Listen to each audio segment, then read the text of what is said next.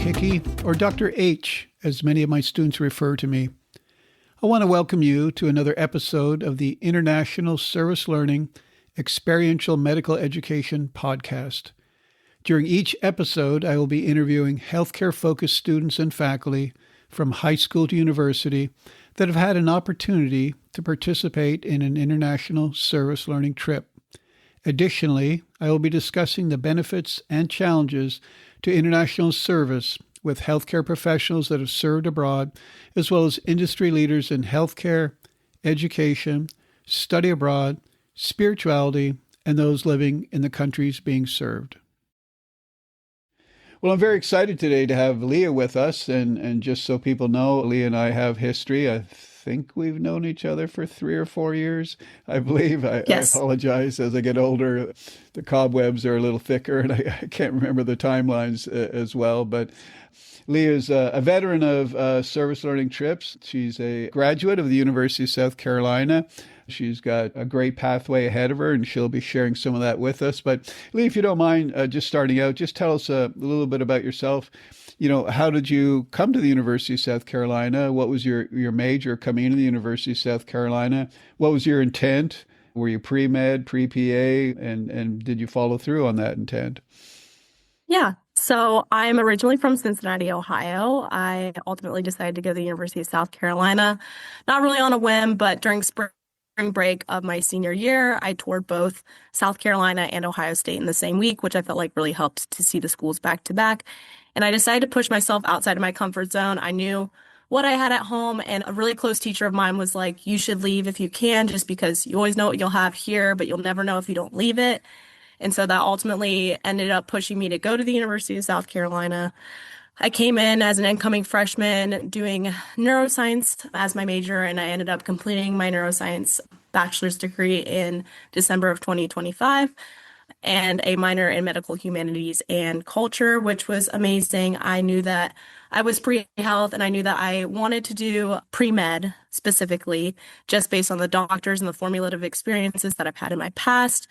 And I stuck it through. I did all the pre-medical stuff. I joined research labs. I did volunteering in the NICU. I obviously went on some service trips, a couple of them, and I loved every single one of them and could talk about them forever. And now I am now going to go to medical school in the fall at VCOM Carolina. So I'm very excited.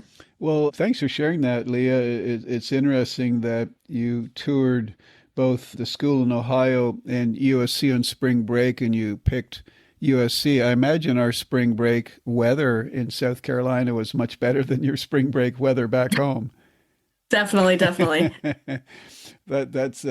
been a big factor in many people coming to the University of South Carolina, especially on the Northeast coast. But we're very glad you made that choice and got out of your comfort level. I like what your teacher said, actually. That's kind of interesting concept. You know what you've got here. You're not going to know what's elsewhere unless you step into that area or that zone or step outside your comfort zone, which is indicative of people going on service learning trips. I mean, they step outside their comfort zone. So you alluded that you've been on some service learning trips. Tell us about those. I mean, I know you, so I know you've done a few, but what was your initial service learning trip? So the first one I went on was actually with capstone scholars here at the University of South Carolina. They kind of put it out, I think, fall of my sophomore year, that they were going to do a service learning trip to Honduras. And I ended up choosing to go on that one just because it had come across my email and was like, that's a good opportunity for me. I kind of want to see what international medicine looks like. I didn't know what really kind of bubble I lived in until I left it, especially in Honduras. And it was definitely a very formative experience for me, just because after going on that trip, I knew it was something that I wanted to continue pursuing to do if I had the means to do so every year. And I've kind of stuck to that ever since then. I hope that I can continue to do it throughout medical school. Now, your second trip was with FIDE, is that correct? And tell us Yes, about to that Costa one. Rica. Tell us about that trip.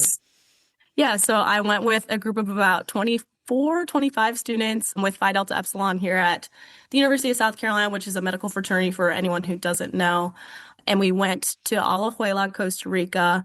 I had actually been there previously for global health as a Maymester at the University of South Carolina. So I was kind of familiar with the area, but not the specific communities that we went to. A lot of the areas that we went to were rural, but still like in the city, but they didn't have means to get to hospitals. It would take them hours to get there, and it'd be a whole day venture for them to do. So that's kind of where I really saw the meaning of doing these service trips, just because it's something easier for the families to get to in and out of, and also continue to do their jobs that makes livelihood for their families. Now, I know when I've done trips to Costa Rica before, we've taken care of Nicaraguan refugees. Was that your experience also? Yeah, there were definitely one of the communities that we went to is definitely mainly Nicaraguans. And that was also super impactful just because you typically think that it would just be Costa Ricans or, just people in the area, but you are dealing with a bunch of different patient populations and different people. So that was I cool. guess one thing you shared was the big overall scheme of access to healthcare. It seems that access to healthcare is international. Has that been your experience? Yeah, I think access to healthcare is super important and it's needed everywhere, not just in Latin American countries like I've seen, but definitely here in the United States. I know that there's a need for access to healthcare for sure. But I'm not sure if that fully answered your Oh question, no, but no, if you have a that's good. follow-up. No, no, just that you saw the challenge because you're right. Yes. Access to healthcare is a huge challenge internationally and here in the United States. We say we have the best healthcare system in the world. I believe we have the most expensive healthcare system in the world, but access to healthcare is very problematic, especially if you're rural populations, as what you saw in some of the developing countries. Now, what was your most recent service learning trip? I actually just led a medical mission trip with FIDE to the Dominican Republic. So, Well, tell us what that's like being a leader because you've been on true trips before as a student. Now you're a leader. What's the difference from the leader perspective? And how challenging is it to put together a service learning trip? I thought international service learning made it quite easy to organize, and I kind of promoted it at chapter, which was really easy for me to get students' interest and stuff like that. Everything from pre-departure trips and meetings were super well organized. I met with in-country coordinators and also the team leader there. They were both phenomenal. And then everything from when we got into the country was super well organized through the in-country coordinator there, Evelyn. She was amazing. But just my experience as a leader, it was really nice to see all the students have their love for international medicine like I did so many years ago. I thought it was really cool, a really awesome full circle moment for me, just because how impactful it is for me to like go out and do these service trips, but then to watch people for the first time, like finally find their love for it and like continue doing this service work like I just did. So it was definitely super cool just to see that full circle. Now, when I was a leader on these trips, Leah, I had to sleep with one eye open all the time because I was always concerned that something might happen in the nighttime. Someone would get sick or there'd be any challenges. Did you have any of those experiences? We did have a couple of kids kind of have upset tummies midway through, and that's to be expected. I feel like when you leave the United States, especially if it is your first time traveling outside the US, they use different water, they use different methods of cooking, and if you have sort of a sensitive stomach, sometimes that can happen. And so, yeah, we did have a couple of people get sick midway through the week, and I think like that was the first time for me where I was like, okay, everyone like we should be eating cooked food, like just be mindful about what you're doing. I always brush my teeth with like a water bottle, but like that was just for me. The water was portable and like there was no issues with that where we were staying, but just kind of being mindful in that way. But I also, was just not something that I was fully expecting to have happened, but I was definitely ready for it when it did. Now, how did ISL intercede? What was that process like if if a student who is a patient, I guess, if they're feeling sick, what was their methods? What did they do to help you? Yeah, so when the first student got sick, Evelyn, our in-country coordinator, actually ended up going to the pharmacy, which is really cool. I know that we talked about this before, but the pharmacies there, they have a plethora of medicines that you can get without even actually seeing a doctor. You can go in and you can tell the pharmacist, this is what I have, these are my symptoms, and they'll give you what they think is the best course of medication for them. So Evelyn that day, when she had heard that one particular student being sick, went in and got some medication for him and made sure that he was okay throughout the day. I was constantly checking in on him, making sure that he didn't need lunch. I also offered to stay back, and so did Evelyn. It wasn't just me, but ISL personnel there were super, super helpful whenever anyone would get sick, would take people back from clinics if they were not feeling well, because obviously if you're hot and muggy and you're also not feeling well, like nauseous, you don't want to be where there's no AC. So she took one student back from a clinic as well, just because she wasn't feeling well. Now, if a doctor needed to see the students, you've got doctors right there. Is that correct? Yes, we worked with two doctors. That's great. Now, you've been on another trip also. You were on the inaugural gap year student trip. Tell us about that one. Yeah, so we went to Belize in February, and this was a cool trip in the sense of it was something that I hadn't really done before because we were able to go with medical students and medical students from the University of South Carolina, Columbia here. And I thought that that was super formulative in my experience of doing service learning trips, just because I was able to learn a lot more because these med students were just coming off of medical school. So they had like all the knowledge at the front of their brain, just ready to like give to us and teach to us while we were abroad. And then we also got to shadow. So I've never done that internationally in a hospital, and that was amazing. It was really cool to actually see the ins and outs of what global medicine looks like from an international perspective and not just the hospital system here. What was it like being mentored by these fourth year med students? Yeah, so we were all paired up with one medical student, but we didn't have to necessarily stay with that medical student if you wanted to do different things. But each one of the medical students had a specific interest. And then Gabby, the trip leader, matched us up based on what our interests were. And Rafi was actually my mentor, and he was amazing. He was really good about just answering all, not just mine, but all of the gap year students' questions about applying to medical school and being in medical school and like what are some good things to have when you go or like to do proactively before you even get there, which was super nice. What a great experience to have a fourth year med student who you aspire to be, filling in their shoes at some point in time, reach out to you and educate you. Now, you also had an opportunity where you were able to mentor, I believe, Belizean med students. Yeah. Tell us about that So, experience. yeah, one of the days, which was completely unexpected, but one of the doctors that we were working with also works with a med school there in Belize. And so they brought a handful of them, and it was like their first semester kind of starting medical school. But the way that they do it is a little bit different. Like they kind of go straight from high school into medical school. So a lot of them were younger than I was, like 19, 20. Some of them were 18, just coming out of high school. And so we were able to, they had never done like any rural clinic or any of that. So we were kind of showing them the ins and outs of like, this is how we do triage and this is how we bring a patient back. And like, it was super cool to be able to, talk with them and get to hear about their experiences with like applying and how different it is from the United States. That's great that you were able to do that because know that one of the many hats you're going to wear as a future doctor is that of educator. So you'll be doing a lot of education and you've already seen what that looks like. Tell us about your hospital tour. You said you hadn't had a hospital rotation. What was the hospital like compared to what you've seen in the United States? Yeah, so we did, at least for me personally, I did internal medicine that day, which was cool because we got to see the patients that come in, and the doctor also spoke pretty good English. And it was funny because he was like, like surgeons think that they save people's lives, but I do the real saving in here because like I do all the monitoring of like all the health stuff longitudinally. But he was awesome in explaining everything that came through. I also got to shadow in the emergency department, which was really interesting, in the trauma room.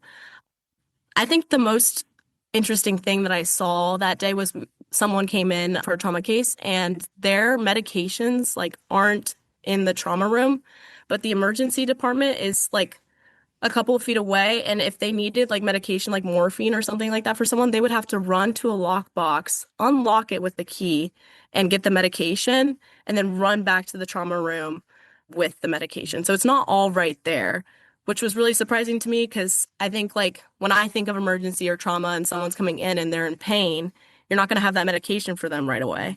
You're going to have to go out and do these extra steps And it was quite a bit away in the emergency department from the trauma room. So that was That's surprising to good you got me. to see that. It's interesting when you do compare healthcare systems. And I believe your interest in the future at this point in time is emergency medicine. Is that correct? Yes, that is correct. So by my count, you've been on service learning trip to Honduras, Costa Rica, Belize, and Dominican Republic. Is that correct? That is correct. Wow, you're an international person. Now, Yeah, I love travel. now you shared already that you're going to be going to VCOM. Do they have any opportunities for you to continue your interest in international healthcare at VCOM?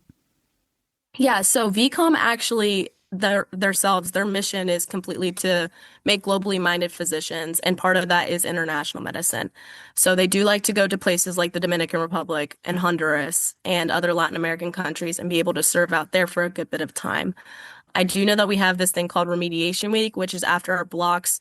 If you pass a block, you can do whatever you want with that week. So you can go home, you can go on vacation, but they also do really promote service learning trips during that week, just because you do have free time. And if you're able to, you should go out and serve others. So they do promote that. And then during your fourth year, when you have a little bit more free time, they also promote a 4 year or a 4 week rotation abroad in Latin America. And Leah, just for those that are listening, the VCOM program is a DO program, Doctor of Osteopathic Medicine. Are you able to share a little bit about your decision process on MD versus DO and what made the DO program sound more exciting to you? I think for me personally, especially with the service heart that I have, and also just going out on these international service learning trips, I think osteopathic medicine, I really like that it's holistic, that you're looking not only just at what the patient comes in and presents, but what are the reason that the patient is coming in and presenting these symptoms. You look at the environment, you look at the social aspects, you look at their diet, sleep, exercise, all of that. And if you're able to change something that might be causing these symptoms before even prescribing a medication, why would you not want to go ahead and do that?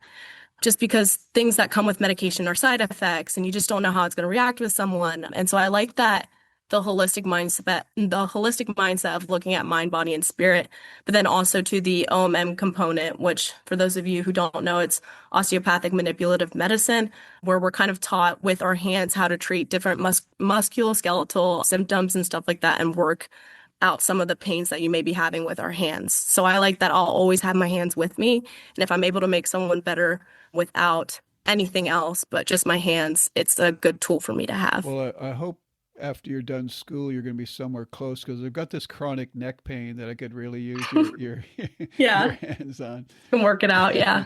Well, that's great. Knowing what I know about international service learning and service learning trips seems like such a natural fit to go from doing these service trips abroad to a DO program. I mean, that's Mhm. great that you made that connection. Now, with all the trips you've been on, wow, you've seen so many patients.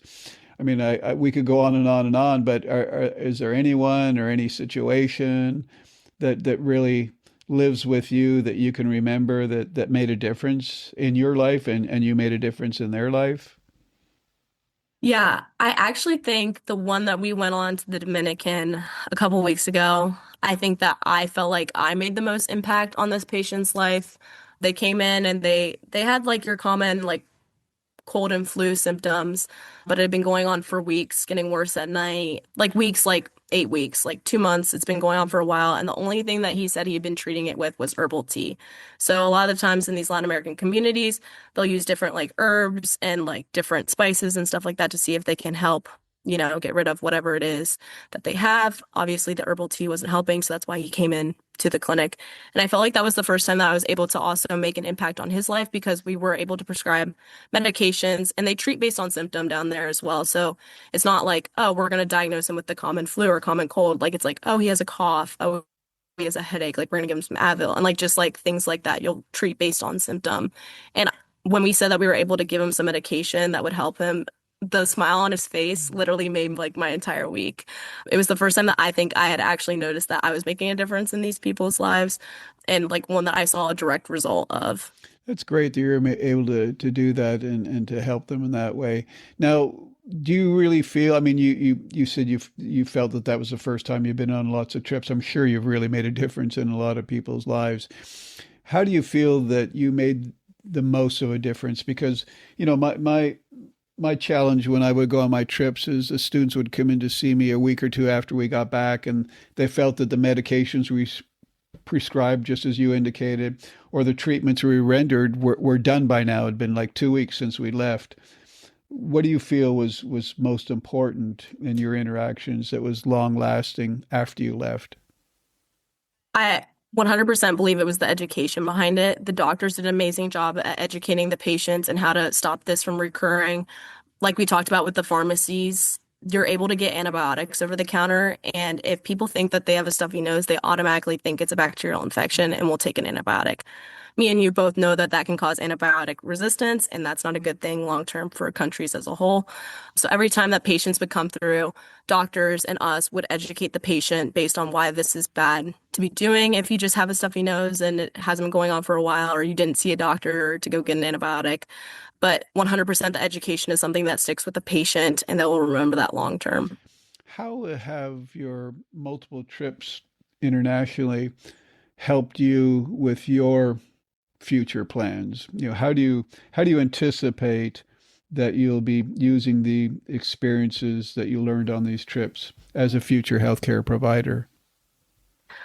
I think it made me realize, like we talked about the bubble thing, but I think it made me realize that everyone comes from a different place and not everything is as easy as it seems. Like for me, it's easy for me to go to an urgent care or CVS Minute Clinic if I have something wrong with me.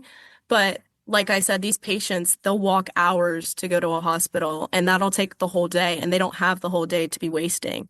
And so I think for me, just looking at that and looking at the fact that we're not all the same and that everyone has a different situation is important to realize and have that sort of cultural humility when people walk through your door and coming into a doctor's office. Now, when you were in these countries, I'm sure at some point in time you had to use an interpreter because you had a language barrier. Tell us about that process I mean, was it foreign to you having an interpreter? Were you prepared for it? And how was that process? Was it challenging?